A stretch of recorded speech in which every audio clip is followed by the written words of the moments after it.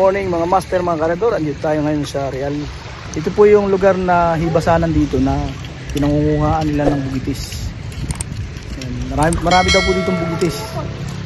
Isang klase ng shell o clam na iniuulam o iginigisa nila. Yung iba nagbibinta rin na ito para ipambili sila ng pagkain. Yan, narito si ate. Ate, anong pangalan mo? Yan si Ate Minda. Yan si Ate Minda, nangunguha siya ng pangulam.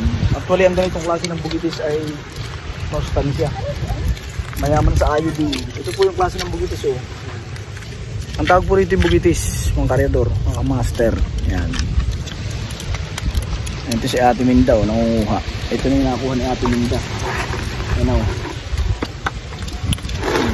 Masarap po igisa ito sa sutanghon. Yan. Kinakalkal lang po ito sa hibasanan ito. Yan. Yan lugar na hibasanan dito. Yan, marami din ang bugitis sa lugar na ito. Pag ito nakalkal namin lahat, gayaman na kami. Yan, mga nakuha ni Ate Minda. Yan. Ibawang pantubig. Yan ang bugitis. Ay, ganun kayo magkalkal na. Yan, kalkal po tayo ng bugitis dito sa buhanginan. Yun, nakahuli na po tayo na isa. Yan, ito po yung bugitis, mga karyador, mga master. Yan. Ito po yung iulam dito, yan.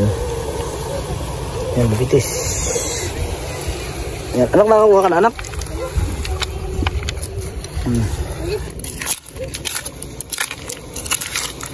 Yun.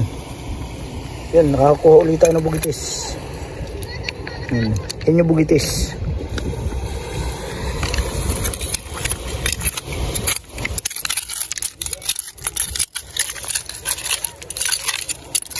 Kasama po natin anak ko si Nathan.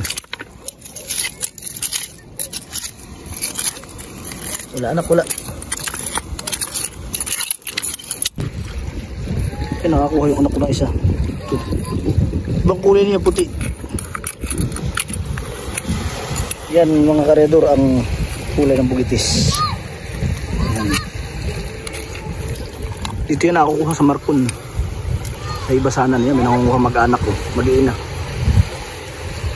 Wala na. Kaya mga master, mga karador, uwi na kami. Sinubukan lang namin manghuli ng bugitis dito sa Marcon. Maraming salamat. Please subscribe my YouTube channel, Ariador TV. God bless.